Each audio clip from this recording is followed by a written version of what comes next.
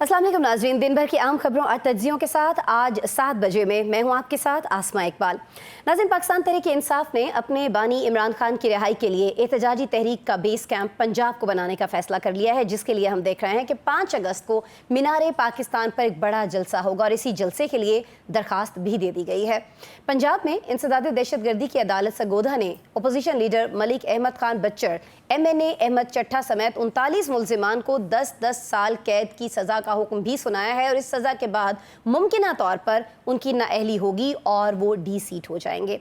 ये पाकिस्तान तहरीक-ए-इंसाफ के लिए यकीनन एक बहुत बड़ा धचका है और इसके लिए लामहला जो इसका असर है, अगर हम उसकी बात करें तो इसका असर जो है लामहला PTI की एहतजाजी तहरीक पर भी पड़ने वाला है, जो पहले ही बाहमी इख्तलाफात की वजह से अपना जो मोमेंटम है वो बनाते हुए हमें दिखाई दे नहीं रही थी। अगरचे पार्टी चेयरमैन बैरिस्टर गौहर कारकुनों का लहू गुरबाने के लिए बार बार कह रहे हैं कि मुज़ाकरात का वक्त ख़त्म हो चुका है और इसकी तौसीक इस फैसले से हो जाती है कि इस नई आजमाइश के साथ साथ उन्हें आपस के इख्तलाफात और जो बेएतमादी है उसका भी सामना है, जो सेनेट इलेक्शन के बाद मजीद बढ़ चुकी है। कहा यह भी जा रहा है कि इस हवाले से इमरान खान को भी अंधेरे में रखा गया है। इसका जवाब देते हुए बैरिस्टर गौहर ने कहा कि एक भी नाम जो है वो इमरान खान की मर्जी के बगैर सेनेट इलेक्शंस के लिए नहीं दिया गया था। उनका क्या कहना था, पहले ये सुनिए।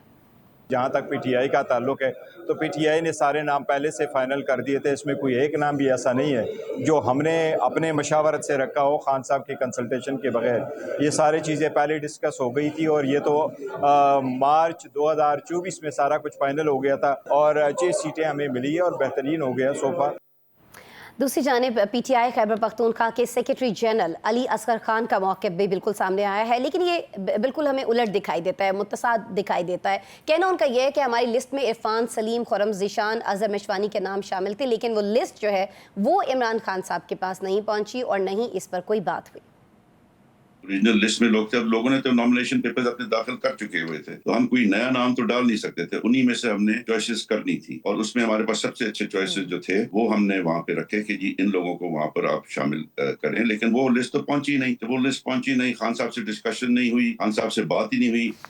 नाज़रीन, आतिफ खान का भी कमोबेश यही मौक़िफ़ सामने आया है, यही बयानिया सामने आया है। यानी सेनेट इलेक्शन के बाद एक नतीजा पार्टी में मजीद बढ़ती हुई बेएतमादी की सूरत में भी निकला है, जिसके साथ PTI उस पंजाब में जलसा करने जा रही है जहां एहतजाजी तहरीक के हवाले से होने वाली जो प्रेस कॉन्फ्रेंस है उसमें पंजाब की जो चीफ ऑर्गेनाइज़र हैं आलिया हमजा, उनको साथ बिठाया ही नहीं गया था, बल्कि सलमान अकरम राजा मीडिया पर उन्हें झिड़क भी देते हैं। ये इख्तलाफात कैसे ख़त्म होंगे, नहीं होंगे तो तहरीक कैसे आगे बढ़ेगी? क्या मुराद सईद की रूपोशी के खात्मे से तहरीक में जान पड़ सकेगी और क्या ये तहरीक एस्टेब्लिशमेंट को मुज़ाकरात की मेज़ पर आने के लिए मजबूर कर पाएगी? बहुत सारे सवालात इस सारे मामले से जुड़े हैं और ये इन सवालात के जवाब जानने के लिए हमने आज स्टूडियोज़ में दावत दी है। मुझे ज्वाइन कर रहे हैं सीनियर सहाफ़ी हैं, सीनियर तज्ज़ियाकार हैं ज़मीर हैदर साहब, देख सकते हैं इस्लामाबाद स्टूडियोज़ में हमारे साथ तशरीफ़ रखते हैं। उनके साथ आप देख सकते हैं काशिफ़ रफ़ीक साहब हमारे साथ इस्लामाबाद स्टूडियोज़ में मौजूद हैं। इस्लामाबाद स्टूडियोज़ ही में हमारे लिए आज वक्त निकाला है इफ्तिखार शराजी साहब ने। अलबत्ता वीडियो लिंक पर हमारे साथ लाहौर से मुझे ज्वाइन किए हुए हैं नवीद नसीम साहब।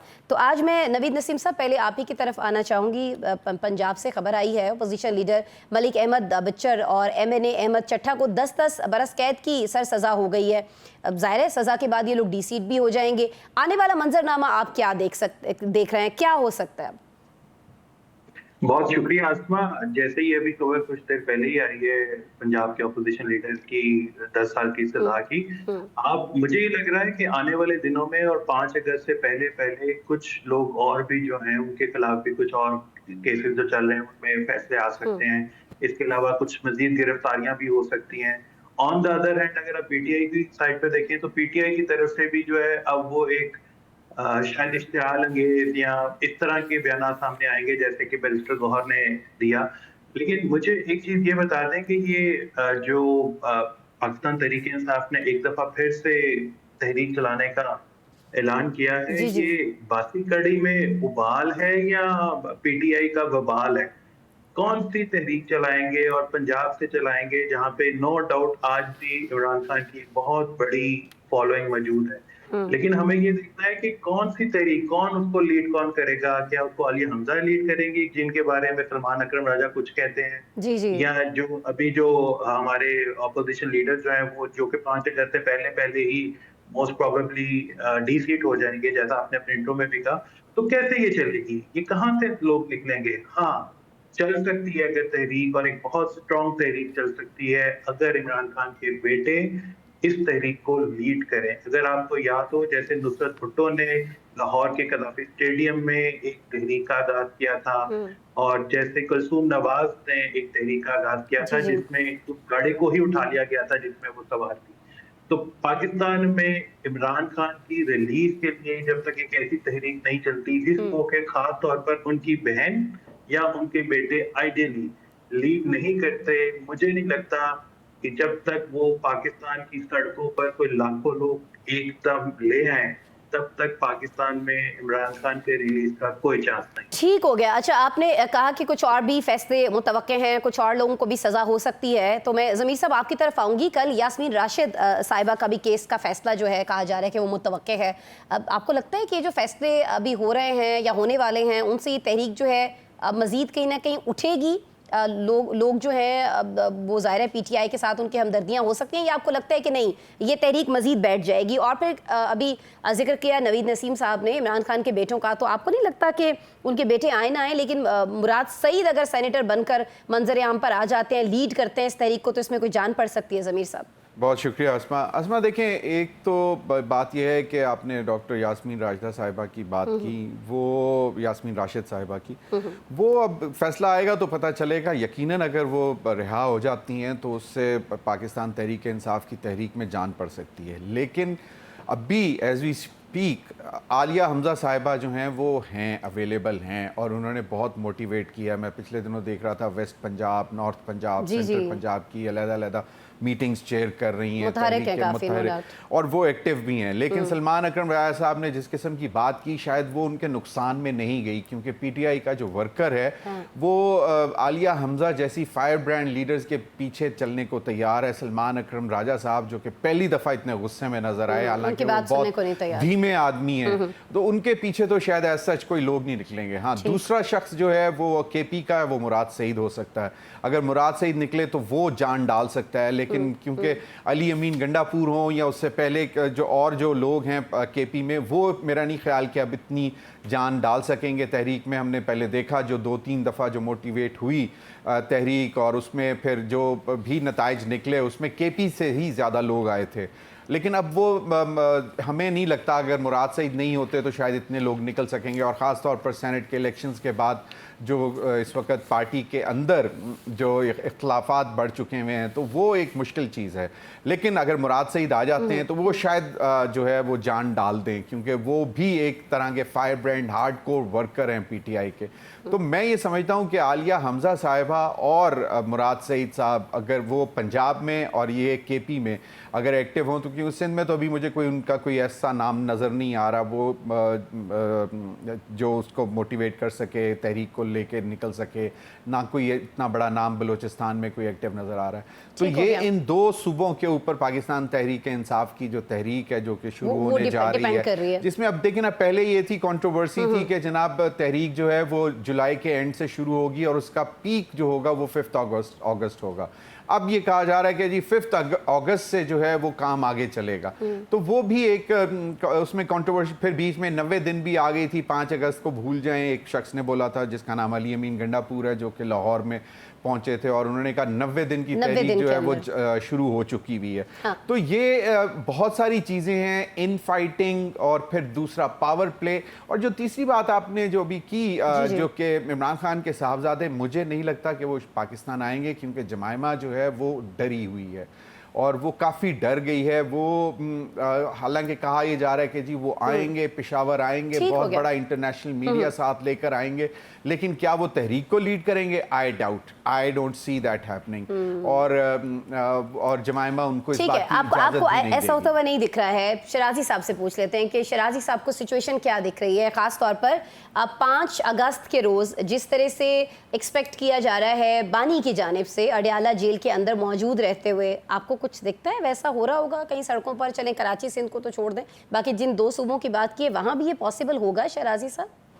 बस इससे पहले कि हम तहरीक इंसाफ की आने वाली जो कैंपेन उससे मुतालिक कोई नजूमी की बुनियाद हम कोई प्रेडिक्शन करें, मैं थोड़ा सा जो आज जजमेंट आई है ट्रायल कोर्ट की जानिब से, मलिक उस पे अहमद थोड़ी साहब सी- के हवाले से जी जी बच्चर साहब और फिर चट्टा साहब के बारे में मैं हैरान हो रहा था इस जजमेंट को जब अनाउंसमेंट हुई है कि एक तरफ गोया कि तोशा खाना से घड़ी चुराने पे तो 14 साल कैद, लेकिन कौमी सलामती के ज़िम्मेदार इदारों पे जो हमला है उस पर 9 साल या 10 साल कैद दी जा रही है। आप फिर समझते अगेन हैं कि अगर ये साबित हो गया था तो फिर ज्यादा सजा होनी चाहिए थी? अगर मैं कहता हूँ वाकई कौमी नहीं था। सलामती तो घड़ी से बहुत ऊपर की चीज़ है कोई। बिल्कुल, और बिल्कुल। साथ में ये है अगर आसमा इसमें जो एविडेंस है वो बुनियादी तौर पे सिर्फ वो है कि एक पुलिस अफसर ने ये कहा है कि मैं कहीं ज़मान पार्क में एक मीटिंग हुई, उसके अंदर मैं वो कि बैठा था और प्लानिंग हो रही थी, उस प्लानिंग के नतीजे में सब कुछ किया गया।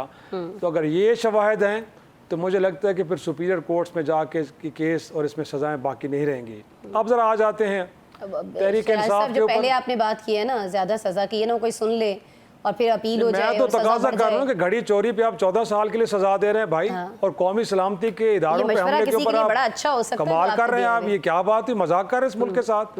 मुल्क की सलामती पे लोग हमलावर हो रहे हैं, आप 9 साल के लिए उनको सजा दे रहे हैं। घड़ी चोरी पे आप कहते हैं 14 साल, तो ये ठीक नहीं है ना। मैं तो कहता हूँ कि कानून और आइन का मजाक बना रहे हैं। अब जो कुछ आप कर रहे हैं वो सही तरीके से तो करें ना, बिल्कुल ऐसे है, उसके तहत तो करें। यकीनन। तो दूसरा ये है कि तहरीक इंसाफ तो देखें आसमा मेरे हिसाब से इस वक्त हेडलेस पार्टी है। उनके जो रहनुमा हैं वो जेल में बैठे हैं, अब उनके साथ लोगों की फ्रीक्वेंट मुलाकातें भी नहीं हो सकती, उनकी हिदायत भी पूरी तरह नहीं पहुंचती। सेनेट इलेक्शन से मुतालिक आपने खुद बता दिया कि उनके फहरिस्त कुछ और थी। हेड कौन होगा भाई, अपनी वजारत मिर्जा अफरीदी साहब के बारे में, जिनके बारे में कहा जा रहा है कि उन्होंने 9 मई के इक़दाम को कंडेम किया, आज वो PTI के सेनेटर मुंतखब हो के ऐवान बाला में पहुँच चुके हैं। तो आप उससे अंदाज़ा लगा लें कि इमरान खान की फहरिस्त क्या थी और जो बाहर बनी वो क्या है। रह के मामला कि इस तहरीक को कौन लीड करेगा, आप इससे पहले 3-4 बार जो कोशिशें हुई हैं आसमा, जी जी, ये सारे के सारे रहनुमा इंक्लूडिंग अमीर अमीन गंडापुर साहब, ये तो मेहमान अदाकार के तौर पे आए थे इसमें शरीक होने के लिए। किसी एक भी शख्स को आपने देखा है कि एक क्रिटिकल एरिया के जहाँ पे आके इस तहरीक को वाकई एक जोर पकड़ना चाहिए था और वहाँ पे उनको लीडिंग रोल में आना चाहिए था, या तो ये लेट हुए हैं या ये वहाँ पे पहुँचे नहीं। अभी आपको नहीं लग रहा कि अभी भी तो कोई मैं ऐसा- समझता हूँ कि हमें डिबेट ये करना चाहिए कि अगर हुकूमत वक्त ये क्लेम करती है कि ये आप मुल्क की गैर मकबूल जमात है, तो इस गैर मकबूल जमात के लिए इस बार कंटेनर ना लगाएं। मुझे लगता है कि इसके कारकुन इस तहरीक को कामयाब बना देंगे, लेकिन अगेन सबसे बड़ा जो डिसाइसिव फैक्टर है वो हुकूमत वक्त का कंडक्ट है। अगर वही होगा कि लोगों को पकड़ना है, कंटेनर लगाने हैं, मोबाइल सर्विस बंद करनी है, तो इस तहरीक को नाकाम बनाने के लिए ये रहनुमा आए या ना आए, हुकूमत खुद बना देगी। तो वो ये सभी करते रहे ना, PTI भी अपनी दौर में, मुझे याद है इतना तो जब खैर इस्लामाबाद नहीं में एक हुआ, रैली आ बात रही पता थी, नहीं अब आप- सभी करते हैं ना। अच्छा, अब पता नहीं, मेरा सभी- ख्याल किसने में नहीं किया, चले आप मुझे बता देना। लोगों के घरों पे छापे पड़े हों, उनके बच्चों को उठाया गया हो, कंटेनर्स लगाए, उनके बच्चों को उठाया गया हो, उनके रिश्तेदारों को उठाया गया हो, उनके खिलाफ 100 मुकदमात बनाए गए हों। मैं तो खैर इस मुल्क की सियासी तारीख के छोटे से तालिब इल्म हूं, नवाज साहिबा के साथ क्या हुआ मुझे था? इस उनके तरह के शौहर कोई को नहीं इक़दाम उठाया गया देखने था को नहीं कराची मिले। से, इफ्तिखार शराजी साहब। फिर ये तो फिर सभी एक दूसरे पे इल्जामात लगाते हैं ना, लेकिन बहरहाल ये तो हमने रीत देखी है ना पाकिस्तान के अंदर कि जब भी कोई इस तरह की एहतजाज की कॉल होती है, कंटेनर्स भी रखे जाते हैं, आपके फ़ोन जो है वो भी बंद कर दिए जाते हैं, इंटरनेट पे भी आप किसी से रब्ता नहीं कर पा रहे होते। तो ये कोई पहली दफ़ा तो नहीं है कि नून लीग ये कर रही होगी या मौजूदा हुकूमत ये कर रही होगी। लेकिन चले बहरहाल काशिफ साहब, मैं आपकी तरफ आती हूँ। सर, ये मैं चाहूँगी कि ज़रूर ये जो फैसला मलिक अहमद साहब के हवाले से और ये MNA जो अहमद चट्टा साहब के हवाले से आया है, इस पर आप ज़रूर तबसरा कीजिए, लेकिन कुछ मुराद सईद के हवाले से भी बात कीजिए ना। ये इतनी बड़ी एक शख्सियत जो इतने बड़े अरसे से गायब हैं मंजर से, तो अब वो हमें सामने आते हुए दिखाई देंगे, लोगों का जोश जज्बा बढ़ाएंगे अचानक से नमूदार होकर कहीं से, क्या देख रहे हैं आप? बिस्मिल्लाहिर्रहमानिर्रहीम। देखें, जो भी इस टाइम मैंडेट है हुकूमत के पास, वो जैसे भी चला रही है, जिस तरह भी हो रहा है, अहदाफ जो है वो ग्रेजुअली हासिल हो रहे हैं। अब तक 3 MNA PTI के नाहल हो चुके हैं। जमशेद दस्ती साहब भी गए, एक KPK से सजा याफ्ता हो गए, अब एक अहमद चट्टा साहब हो गए और अपोजिशन लीडर भी हो गए। 9 मई के बड़े मुकदमात हैं और बड़ी लंबी लिस्ट है MP और MNAs की, जिन्होंने ग्रेजुअली उस केसेस के अंदर जो है ट्रायल होना है और उस ट्रायल ने कंक्लूड होना है, पॉजिटिव और नेगेटिव। अब खुदा जाने कि आने वाले दिनों में मजीद कितना नाहल होते हैं या कितने बरी होते हैं, ये तो अल्लाह को पता। दूसरी बात, ये हम उस अहद में हैं कि हमें ये सच बोलना चाहिए कि हमने मकाफात अमल देख रहे हैं अपनी आंखों से। ये जिस तरीके से मुराद सईद साहब सेनेटर बने हैं और जिस तरीके से ये हलफ उठाएंगे, क्या इस तरीके से इसहाक डार साहब नहीं बने थे? क्या उस वक्त उनके साथ ये सारा मामला नहीं हुआ था? क्या तहरीक इंसाफ ने कानून साजी नहीं की थी कि जो सेनेटर में एब्सेंट होगा, हलफ नहीं लेगा, उसकी सीट को ख़त्म कर दिया जाएगा, उसे डी सीट कर दिया जाएगा? ये सारे काम तहरीक इंसाफ के दौर में भी हुए हैं। हम उस वक्त भी ये कहते थे कि हुजूर सियासत में रास्ते रखिए, को विंडोज़ रखिए, ताकि कल आपके ऊपर अगर मुश्किल वक्त आए तो इस तरह का मामला ना। उस वक्त तो ये तकब्बुर था, ये तमकनत थी कि 10 साल की डील हो चुकी है, 15 साल चले गए। अब ये तकब्बुर जो है ये अवाम को दिखाई दे रहा है, नहीं देंगे अवाम इनका साथ इस तहरीक में। अवाम भी यही समझेंगे आपकी तरह के तकब्बुर में थे, सही हो रहा है इनके साथ। आपने जो मैसेज दिया अवाम को, आपने कारकुनान को नहीं दी नशिस्तें, आपने उठा के सरमायादारों को सेनेटर बना दिया, ठीक है, और कॉन्सेंट से दे दिया। और पार्टी के चेयरमैन आज कोई हेडलेस पार्टी नहीं है जी, पार्टी के चेयरमैन आज बैरिस्टर गौर मौजूद हैं। ये मैंने नॉमिनेट नहीं किया, बानी ने नॉमिनेट किया। वजीर आला को अली मीन गंडापुर को बानी ने नॉमिनेट किया, हमने नॉमिनेट नहीं किया। वो मौजूद है, वो कहते हैं जो नाम हमें बानी ने दिया हमने उसके ऊपर काम किया और हमने अपने सेनेटर इलेक्ट किया और हम बड़े खुश हैं कि हमने टारगेट अचीव किया। अब आपने अगर सरमायादार को टिकट दी है और उसमें कहीं मुराद सईद साहब को दोस्ती की बुनियाद पर अली मीन गंडापुर साहब को आज तक सस्टेन भी तो मुराद सईद साहब कर रहे हैं, कर दिया है, तो फिर इसमें कोई मजायका नहीं है। सियासत में आपने रास्ता बनाना है, बजाय इसके कि आप चढ़ाई कर दें, आप लोगों के बच्चे मरवाएं। बनेगा रास्ता मुज़ाकरात का। मैंने आपको कल भी कहा था आसमा साहिबा, मैं आज भी आपको कह रहा हूँ कि एहतजाज जो होगा वो मैक्सिमम जो होगा ना, वो देखिएगा, वो कहेंगे डिस्ट्रिक्ट हेडक्वार्टर्स के ऊपर एहतजाज कर लें, सूबाई हेडक्वार्टर पे एहतजाज कर लें, बात खत्म। इन सजाओं के बाद कौन घर से निकलेगा जी अपने आप को नाहल करवाने के लिए, अपने ऊपर मुकदमात करने के लिए? लोगों के बच्चे आज 2-2, 3-3 साल से जेलों में सड़ रहे हैं। किनको सजाएं हुई, उनके घर वालों से पूछे उनके ऊपर क्या बीत रही है, उनसे पूछे माँ बच्चों क्या हाल है। पाकिस्तान में ना ये जो सजाओं की टाइमिंग है ना, ये बड़ी इंपॉर्टेंट होती है। पाकिस्तान में सियासत में टाइमिंग की तो इंपॉर्टेंट होती है। मुझे आप बताइए, टाइमिंग की तो इंपॉर्टेंट थी। हाँ, लेकिन कहीं ना कहीं हर सियासतदान ने टाइमिंग को हिट बड़ी मारी सारी है। गलतियां हुई और वो हमें गलतियां भुगतती हुई दिखाई देती है। खैर, गलती तो अभी सेनेट में भी जो कि कहीं एक दूसरे के ऊपर डालने की कोशिश की जा रही है, कहीं ना कहीं आवाम को वो करने के लिए कि जी टारगेट अचीव हो गया। मौलाना फजल रहमान साहब के भाई आ गए, अमीर मुकाम साहब के बेटे आ गए, अली मीन गंडापुर साहब के दोस्त आ गए, बस बात खत्म। ब्रेक ले लेते हैं, सारी गेम से ब्रेक ले लेते हैं। किसने कहाँ पर नालायकी की, कहाँ पर क्या नाअहली रही, कहाँ पर क्या मामला हुआ जिसकी वजह से सारे मामलात आगे जाकर बिगड़ गए सियासत के अंदर पीटीआई के साथ, ये तो हमने डिस्कस कर लिया।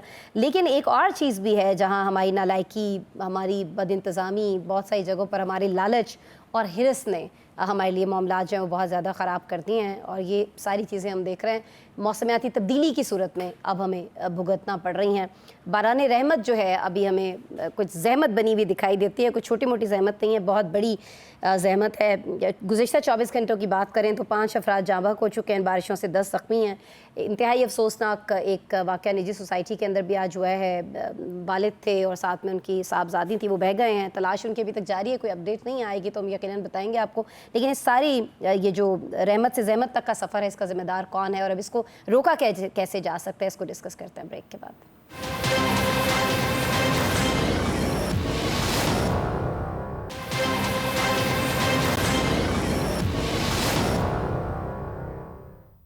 बिल्कुल जी, बात करेंगे बाराने रहमत की। जैसे मैंने पहले कहा कि जिसे हमारी नालायकी, बदइंतज़ामी, लालच और हर्स ने बाराने ज़हमत बना दिया है। नेशनल डिज़ास्टर मैनेजमेंट अथॉरिटी के मुताबिक गुज़श्ता 24 घंटों में इन बारिशों से मज़ीद 5 अफराद जाँ बहक और 10 से ज़ायद ज़ख्मी हुए हैं, जिसके बाद मौजूदा मानसून सीज़न में मजमूई अमवात की अगर हम बात करें तो ये 221 हो गई हैं। अफसोसनाक वाक़या आज वफाकी दारुल हुकूमत इस्लामाबाद के नवाह में भी पेश आया, जहां एक निजी सोसाइटी में बरसाती नाले का जो रैला है वो कार में सवार बाप और बेटी को बहा कर ले गया। दूसरी जानिब शिमाली इलाका जात की बात करें तो वहां बाबू सर टॉप पर सैलाब ने तबाही मचा रखी है। ज़िले इंतजामिया के मुताबिक 20 के करीब सयाह लापता हैं, 3 अफराद जाँ बहक हुए हैं जिनकी लाशें निकाली जा चुकी हैं और रेस्क्यू के लिए इस वक्त हमें वहाँ आर्मी मुतहरक दिखाई देती है। 300 के करीब सयाहों को आर्मी ने महफूज मकाम पर मुंतकिल किया है। और यहाँ पहला बुनियादी सवाल नाज़रीन ये बनता है कि निजी हाउसिंग सोसाइटीज़ जो हैं किस उसूल, किस कायदे, किस प्लानिंग से बनती हैं। शहर से दूर बेयाबान जंगल में नया शहर बसाते हुए बरसाती नालों के अलॉटमेंट का जिम्मेदार कौन है? कौन यहाँ चेक एंड बैलेंस रखता है या फिर आंखें बंद रखता है? तामीरात के वक्त बरसाती पानी का रास्ता रोकने का जिम्मेदार कौन है? गैर महफूज जगहों पर बंगले कैसे बन जाते हैं? और फिर ये दूसरा अहम सवाल कि सियाहती मकामात की जब हम बात करते हैं तो वहाँ हमारे पास इमरजेंसी की सूरत में है क्या?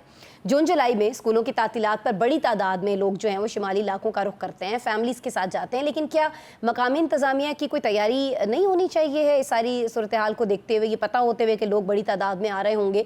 डोमेस्टिक टूरिज़्म की हम बड़ी सारी बात करते हैं, करोड़ों अरबों रुपए हम इससे कमा भी सकते हैं, कमा रहे भी हैं और मज़ीद ज़ाहिर है कि कमा सकते हैं, लेकिन क्या वजह है कि कोई भी सयाह जब अपनी जान की कीमत पर तफरीह का रिस्क लेकर यहाँ पर पहुँचता है तो जैसे इंतज़ामात यहाँ पर होने चाहिए वैसे इंतज़ामात हमें यहाँ पर दिखाई नहीं देते हैं। इंतज़ामिया का तो कहीं दूर दूर तक नामो निशान भी दिखाई नहीं देता है। क्यों है जी ये सारी चीज़ें? ये पूछ लेते हैं। हमारे साथ गेस्ट हमारे मौजूद हैं, पैनलिस्ट हमारे मौजूद हैं। नवीद नसीम साहब, सर आप ज़रा ये बता दीजिएगा, पहले तो मैं ये यकीनन हम शिमाली इलाका जात पर जाएंगे, लेकिन आज चूँकि अफसोसनाक वाक़या सुबह सुबह हमने उसकी फुटेज देख ली इस्लामाबाद के अंदर निजी हाउसिंग सोसाइटी, मुझे बताइएगा कि जो सोसाइटीज़ हैं इन पर कोई चेक एंड बैलेंस क्यों नहीं होता है? इस तरह तो ये बरसाती नाले जो हैं ये उबल उबल कर कारें बहा कर ले जा रहे हैं, जाने बहा कर ले जा रहे हैं, ये तो होता रहेगा सर? पहले मुझे ये तो बता दें कि पाकिस्तान में किस चीज़ के ऊपर कोई चेक एंड बैलेंस है? अगर कोई है, कोई महकमा, ये तो लाजवाब कर दिया, किस चीज़ के ऊपर हम सोच रहे हैं, बाकी पैनल को भी सोच में डाल दिया आपने। एक बात, दूसरी बात ये कि आपने तो इस्लामाबाद की बात की है जो कि मुल्क का कैपिटल है। मैं लाहौर में रहता हूँ। लाहौर में जो दरियाए रावी है उसकी जो किनारा है उसकी बेल्ट के ऊपर ऐसी ऐसी हाउसिंग सोसाइटीज बना दी गई हैं जिनको ये कहकर भेजा जाता है कि रावी के किनारे, यानी कि ये उसकी, और उसको कोई ये नहीं सोचता कि अगर कभी इंडिया ने पानी छोड़ दिया या बहुत ज्यादा फ्लड्स आ गए तो हम क्या करेंगे। तीसरी बात देखें, ये जो कुछ बाबूसर टॉप में हो रहा है, जब आप नारायण से आगे जाते हैं तो बाबूसर टॉप तक और वहां से लेके चलास तक जब आप उतरते हैं, ये जो सारे का सारा रास्ता है, कभी आप इसको, आप लोगों ने विजिट किया होगा, उसकी कंडीशन इतनी ज्यादा बुरी है आम दिनों में भी कि वहां पर आप रेस्क्यू सर्विसेज पहुंचाने का सोच भी नहीं सकते।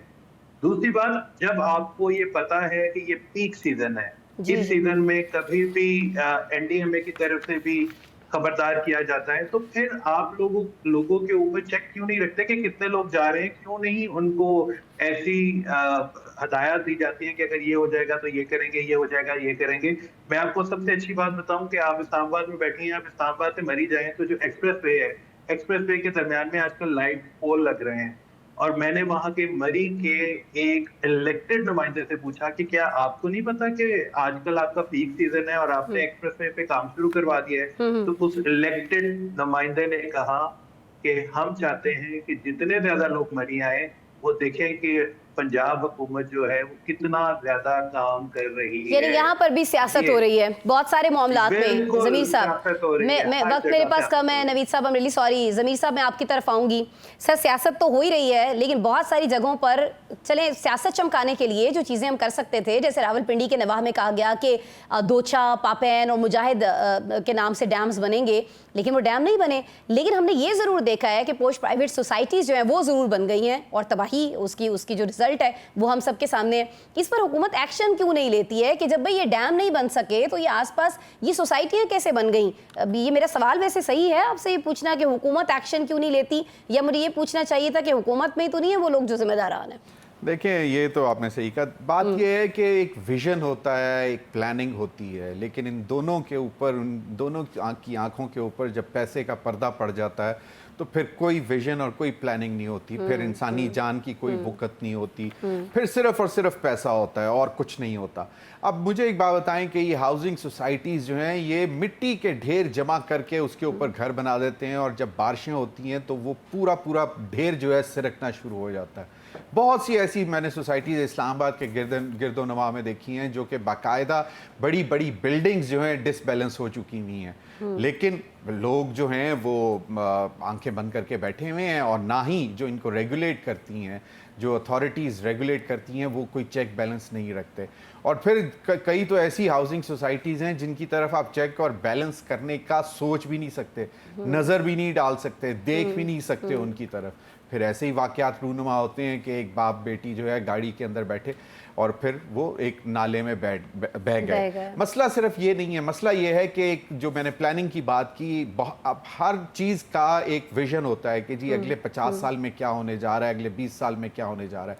अंग्रेज़ ने जब ये जो नए शहर बनाए थे उसका कॉन्सेप्ट ये था कि बड़े जो सिटीज़ हैं वो एक्सपैंड ना हो, सेटेलाइट टाउन्स बनाए जाएं। कोई 25-30 किलोमीटर के बाद एक टाउन बनाया जाए जिसमें तमाम फैसिलिटीज़ मौजूद हों और उसमें वो सारा एनवायरनमेंट और ये सारे नेचुरल डिजास्टर्स जो हो सकते हैं, जो भी मतलब फोर्स ही करते हैं कि यार यहाँ पे ये भी हो सकता है, वो भी हो सकता है, तो उसको वो सामने रखते हुए कंस्ट्रक्शन प्लान्स बनाते हैं, फिर पानी का आउटलेट बनाते हैं और फिर खुदा ना खास्ता कोई और भी जो भी वाकया हो सकता है खुदा ना खास्ता उसका चेक करने के लिए उससे पहले प्लान करते हैं।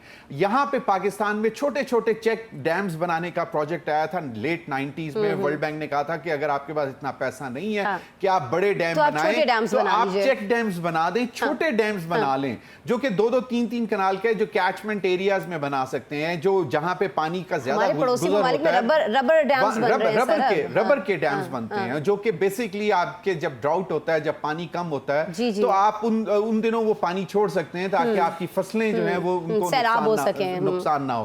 लेकिन यहाँ पे तो भाई देखें, पहली बात तो ये कि यहाँ पे सबसे इंपॉर्टेंट चीज जो है वो कुर्सी है, कुर्सी के बाद सबसे इंपॉर्टेंट चीज पैसा है और इन दोनों चीजों के होते हुए आवाम जो है कहीं मैटर नहीं करती। कुर्सी से एक अगला सवाल जो है मेरे आवाम मर जाए किसी की बैड प्लानिंग से। कभी मुझे एक छोटा सा वाकया मैं बताता हूँ, कजाफी जो थे उनके हवाले से एक वाकया मैंने बहुत साल पहले सुना था कि वो कहीं पे गुजर रहे थे तो वहां पे सड़क खुदी हुई थी, तो उन्होंने कहा कि ये क्यों खुदी हुई है, उन्होंने कहा जी कि ये जब ये सड़क बन रही थी तो उस वक्त ये आइडिया नहीं किया गया था कि इधर से ये पाइप गुजरेगा तो इसलिए खुदी। बाद में अब इसको उन्होंने वो जितने बंदे थे ना जो उसके रिस्पॉन्सिबल थे, जो उसका जो प्लान था विजन का, उसमें उन्होंने कहा कि भाई तुमको ये पहले सोचना चाहिए था और उन्होंने उनको सबको खड़ा करके गोली मार दी थी। और बात ये है कि आपको लीडर्स चाहिए होते हैं जो कि विजन रखते हो, जो प्लानिंग देखते हो। और मैं हमेशा कहता हूं तो कि ये प्लानिंग कमीशन जो है ये कोई मिनिस्ट्री नहीं है, ये एक थिंक टैंक है,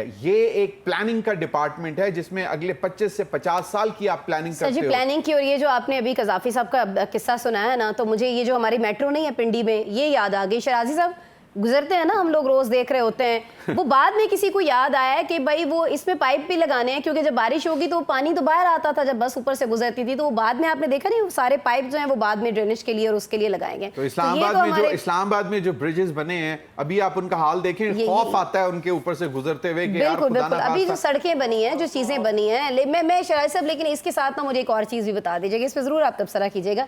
अभी इन्होंने पैसे की बात की, सीट की बात की ज़मीर साहब ने। सर जुलाई 2020 में, अगर मैं गलत डेट नहीं बता रही हूँ, तो इस्लामाबाद हाई कोर्ट में सीडीए ने ये बताया था कि एक बहुत ही ज़्यादा बाअसर शख्सियत हैं, बड़ी शख्सियत हैं, जिनकी सोसाइटी के हवाले से रिपोर्ट पेश की गई थी और तस्दीक की गई थी कि उन्होंने सोसाइटी बनाते हुए सरकारी अराजी पर कब्जा किया है। लेकिन सर आज हम देख रहे हैं शराजी साहब, वो जो बाअसर शख्सियत हैं वफाकी हुकूमत का हिस्सा है, तो ऐसे बाअसर शख्सियात के होते हुए कौन रूल्स एंड रेगुलेशंस देखेगा सर पाकिस्तान में? सोसाइटियाँ बनाने वाले, महंगी चीनी बेचने वाले सारे सरकार का हिस्सा है। ये तो एक अलग डिबेट है ना करने को। लेकिन अब प्रॉब्लम यह है कि आप तो मेट्रो का कह रही थी, इस मुल्क के वफाकी दारुल हुकूमत का इंटरनेशनल एयरपोर्ट की छतें टपक रही होती हैं, तो हालत तो ये है इस मुल्क की, तो किसी को पूछा नहीं जाता कि कैसे हुआ है। लेकिन देखें आसमा, अब ये जो क्लाइमेट चेंज है ना, this is a permanent factor, अब ये टलने वाला नहीं है। हमने अब मिटिगेशन और एडॉप्टेशन की तरफ जाना है, अब हमने इसके साथ चलना है। तो माजी में जितनी भी गलतियां हम कर चुके हैं, प्लानिंग के बगैर हाउसिंग सोसाइटीज़ बनाना, हमने जो बरसाती नाले थे उनको भर के वहाँ पे प्लॉट्स बना दिए महंगे महंगे। अब ये कहानी अगर आप कंटिन्यू करेंगे और माजी की गलतियों को एड्रेस नहीं करेंगे तो डिजास्टर बढ़ते जाएंगे।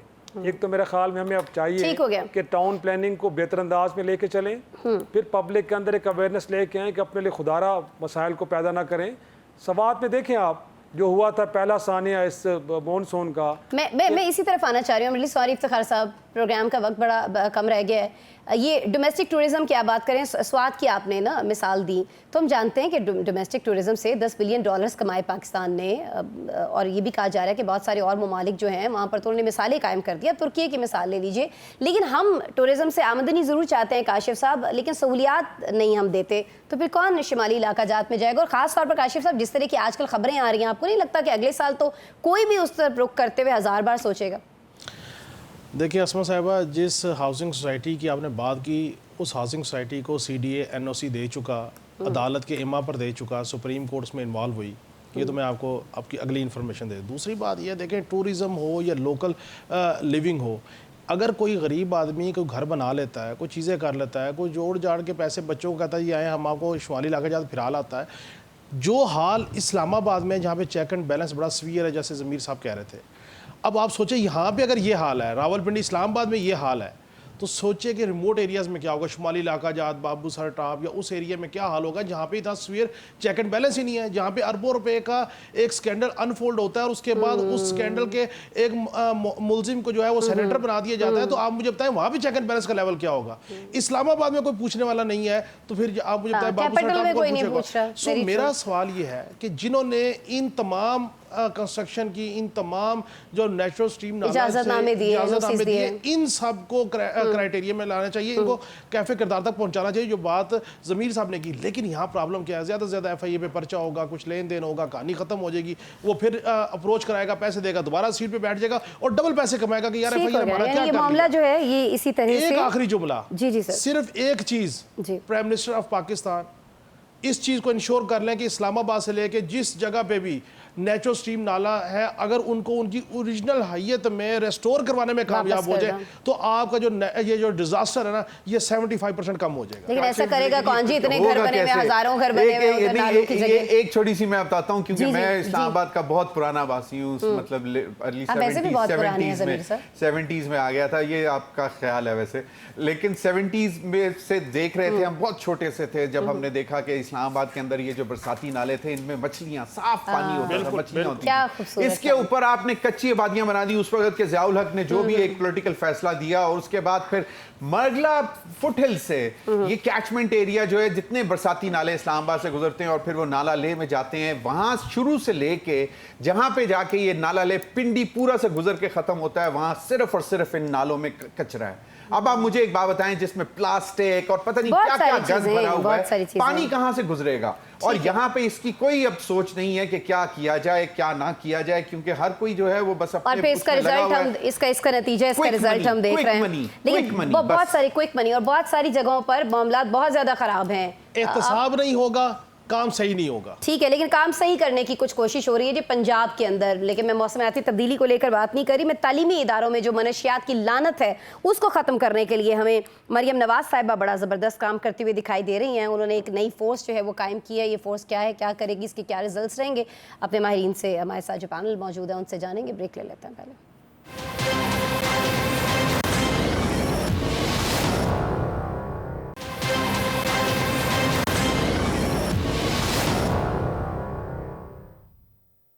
वेलकम बैक जी। पंजाब में तालीमी इदारों में मनशियात की लानत के खिलाफ भरपूर मुहिम जारी है और इसके लिए पंजाब में पाकिस्तान की पहली काउंटर नारकोटिक्स फोर्स का क़याम जो है वो अमल में आ चुका है। इस हवाले से वज़ीर आला मरियम नवाज ने आज कमिश्निंग परेड में खुसूसी शिरकत भी की है और ये पंजाब हुकूमत का एक गैर रिवायती इकदाम है। नाज़रीन, वज़ीर आला पंजाब का ज़ाहिर इस मौके पर कहना था कि ये जो काउंटर नारकोटिक्स फोर्स है ये पंजाब की जेलों और तालीमी इदारों में मनशियात के खात्मे के लिए काम करेगी। मनशियात हमारी नौजवान नस्ल का भयानक मसला है। एक रिपोर्ट ये कहती है नाज़रीन के मनशियात के आदी अफराद की तादाद 76 लाख तक जा पहुंची है, जिसमें हर साल 40,000 अफराद का इजाफा हो रहा है। ये रिपोर्ट की रोशनी में आप नहीं समझते नवीद नसीम साहब, ये फैसला, ये फोर्स जो है बहुत पहले कायम हो जानी चाहिए थी, लेकिन अभी भी चलें, देर आए दुरुस्त आए। मरियम नवाज साहिबा ने एक ऐसा इकदाम लिया है और ये फोर्स कायम की है। देखें, अगर इतनी फोर्सेस बनाने से कोई काम होता या पंजाब में या लाहौर में या दीगर शहरों में चीजें बेहतर हो रही होती तो पहले जो एलीट फोर्स बनी, फैल्कन फोर्स बनी, डॉल्फिन फोर्स बनी और दीगर पता नहीं कितनी फोर्सेस जो बन चुकी हुई हैं, उनसे हमने कौन से ऐसे नताइज हासिल कर लिए हैं जो हम ये नारकोटिक्स एंटी फोर्स बनाने से हासिल कर लेंगे। और जहां तक बात है कि इनको अब ख्याल आ गया कि स्टूडेंट्स जो है वो नारकोटिक्स का इस्तेमाल बहुत ज्यादा बढ़ता जा रहा है, तो क्या हमारे पास पहले कोई ऐसे इदारे नहीं थे जो उनके ऊपर नजर रखते और वो सारे इक़दाम करते? इस फोर्स के पास होगा क्या कि इस फोर्स का जो डीजी होगा या चेयरमैन जो होगा वो एक रिटायर्ड फौजी को लगा दिया जाएगा हमेशा की तरह, और फिर कहा जाएगा जी कि इसको बिलियंस ऑफ डॉलर्स जो है वो भी दे दिए जाएंगे, रुपीस, और फिर वो कार्रवाइयां भी डाली जाएंगी, गाड़ियां भी दी जाएंगी, वर्दी भी मिल जाएगी, वो छापे भी मारेंगे। लेकिन क्या तालीमी इदारों में इस फोर्स से कोई गारंटी है? कोई ठीक है, यानी आपको इस फैसले से ज्यादा खुश नहीं हुए। ज़मीर साहब अभी ऑफर बड़े खुश दिखाई दे रहे थे इस फैसले पे। गवर्नमेंट जानने के लिए है ये सारा कुछ। बताइएगा ज़मीर साहब, आप क्यों इतने खुश हैं? देखें, आपने फ्यूचर के हमारे जो मेहमान हैं ना, उनको बचाना है इस लानत से। पहले एंटी नारकोटिक फोर्स तो मौजूद है जो कि ब्लैंकेट है, पूरे फेडरल फोर्स है, वो अगर वो अभी तक, तो मुझे नहीं मालूम कि ये काउंटर नारकोटिक्स फोर्स जो है ये क्या नए काम क्या करेगी। बात ये है कि आपके पास रेगुलेशंस मौजूद हैं, आपके पास फोर्सेस मौजूद हैं, सब कुछ है। जहाँ पे ये जो जिन्होंने भी इस चीज़ की प्रिवेंशन करनी है, अगर वो खुद इस चीज़ में इन्वॉल्व हों, मुलविस हों। हमने देखा है पुलिस, पहले बहुत सारे पुलिस ऑफिसर्स पकड़े जाते थे कि जी वो ये जो है मंशियात बेचने में और जो बड़े कार्टेल्स थे उनको सरपरस्ती करते थे। मसला ये नहीं है कि आप ये ख़त्म करना चाहते हैं, आपको प्रॉब्लम ये है कि आपकी इसकी जहाँ से शुरुआत होती है उसको रोकना है, जहाँ से ये एंटर होती है पाकिस्तान के अंदर वहाँ पे रोकना है। अब तो आप गाँव, छोटे छोटे गाँव में चले जाएं, वहाँ पे आइस जैसा नशा जो है वो आम होता फिर रहा है और लोग जो है मर रहे हैं। लेकिन मसला सिर्फ ये है कि आप इस्लामाबाद की बात ले लें, इस्लामाबाद के स्कूलों में इतना बड़ा थ्रेट है, ये सारे बड़े इतना बड़ा बड़े थ्रेट है, स्कूल्स लेकिन में। यहाँ पर आप देखें, अब कुछ पेरेंट्स जो हैं वो बुरा मान जाते हैं कि जी आप क्या किस तरह, अब आप अगर स्निफ किसी डॉग्स, स्कूल का अगर आप नाम स्निफ लेके आप कर डॉग्स हर स्कूल के बाहर स्निफ डॉग्स रख दें जो कि सिर्फ और सिर्फ ये कर रहा हो स्कूल, यूनिवर्सिटी, कॉलेजेस के बाहर, तो पेरेंट्स को मसला हो जाएगा कि जी ये क्या। बात ये है कि अब कुछ ना कुछ इससे ठीक हो करना गया, पड़ेगा, ठीक है। क्योंकि ये एक इतना बड़ा अजाब बन के सामने आ रहा है कि इससे अगर अभी कुछ ना किया गया तो ठीक है। ये बहुत ही जितना बड़ा खौफनाक ये दिन अजाब बन है जाएगा। शराजी साहब, उतना बड़ा इकदाम है, आपको लगता है कि ये काफ़ी है करना? बस प्रॉब्लम ये ना कि पहले पूरे मुल्क में पुलिस की शक्ल में एक फ़ोर्स मौजूद है, तब आपने FC को भी एक नेशनल फोर्स बना दिया है और कह ये रहे हैं कि इससे अमन आएगा। वो फोर्स के जो बॉर्डर्स के ऊपर इन्फिल्ट्रेशन को तो रोक नहीं पाए, मुल्क के अंदर पता नहीं अमन कैसे लेके आएगी। फिर एंटी नारकोटिक्स फोर्स मौजूद है, अब एक और एक फोर्स बनाने जा रहे हैं। आसमा, आपको पता है कि पाकिस्तान के साथ दुनिया के जो जिस फील्ड में सबसे ज़्यादा मुआहदे लोगों ने कर रखे हैं दुनिया ने, वो किस में है? वो अंसरात मंशियात में, क्योंकि उनका ख्याल है कि Pakistan is the AP centre. Drug trafficking यहाँ से होती है पूरी दुनिया में। 80 से ज़्यादा ममालिक के हमारे मुआहदे सिर्फ इसी मद में हैं कि खुदारा इस मामले में थोड़ा सा हमारे साथ हेल्प करें ताकि यहाँ से ट्रैफिकिंग ना हो मंशियात की। तो मेरा ख्याल है इन फोर्सेस को आज पूछना चाहिए, क्वेश्चन करना चाहिए कि भाई मेरे, हमने आपको बनाया, आप कॉजेज़ को जाके एड्रेस कर रहे हैं, पर रूट्स जो हैं वो खुदा का वास्ता है, जहाँ से चीज़ें ओरिजिनेट हो रही हैं आप उनको जाके पकड़े ना।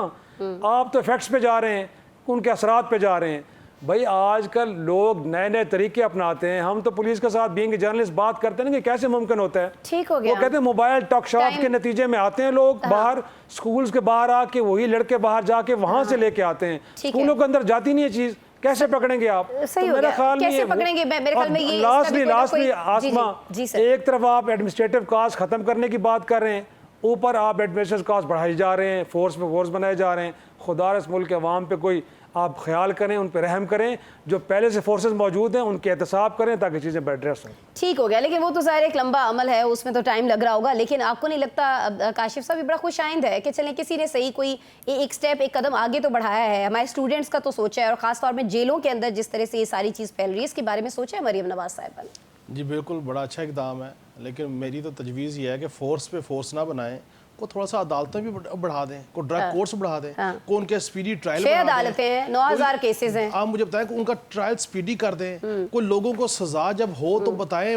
लोगों को बताएं कि भाई ये मंशियात फरोश थे, हमने इनको ये सजाएं दी हैं, इनके साथ ये मामला हुआ है, लोगों के अंदर को खौफ पैदा हो, कोई थोड़ा सा ज़हन साजी कर दें अवाम की कि भाई इस नशे से ये लानत है, इससे ये नुकसानात होंगे, कुछ चीज़ें कर दें, कुछ मैयर्स भी ले लें। लेकिन आपने सिर्फ फोर्स पे फोर्स बना के एक तय कर लिया कि आपने लोगों को थ्रेट करके इस चीज़ से निकालना है। थ्रेट के साथ साथ अगर आपको दूसरे लवाजमात भी कर ले, आप ड्रग कोर्ट क्यों नहीं बढ़ाते, आप स्पीडी ट्रायल क्यों नहीं करते, इसके ऊपर फोकस करना चाहिए। बहुत सारी चीज़ों में नाज़रीन, हमारे पैनल का मानना यह है कि बहुत सारी चीज़ों में बहुत बेहतरी की गुंजाइश है, लेकिन बहरहाल हमें इतनी सारी जब नेगेटिव खबरें और चीज़ें हमारी नज़र से गुजर रही होती हैं, खासतौर पर मौसमियाती तब्दीलियों को लेकर जिस तरह से आजकल खबरें आ रही हैं, उसमें मेरे ख्याल में कि एक अच्छी खबर ज़रूर है, खासतौर पर उन पेरेंट्स के हवाले से जो बच्चों को स्कूल भेजते हुए बड़े सारे परेशान हो रहे होते हैं कि जी वहाँ पर ये ड्रग्स और सारी चीज़ों में पढ़ सकते हैं। तो कहीं ना कहीं किसी ने कोई अच्छा कदम उठाया तो उसको ज़रूर अप्रिशिएट किया जाना चाहिए है। वज़ीर आला पंजाब मरियम नवाज़ की तरफ से जो काउंटर नारकोटिक्स फोर्स बनाई गई है, वी होप कि इसका अच्छा रिजल्ट होगा और इस पर हम काबू पाने में मनशियात के जो मामलात हैं उसमें कामयाब हो पाएंगे। इसी नोट पर आप तमाम साहिबान का शुक्रिया, पैनल जो हमारे साथ पैनलिस्ट हमारे मौजूद थे। नाज़रीन, आपने प्रोग्राम देखा, आपका बहुत शुक्रिया। कल मिलते हैं दोबारा।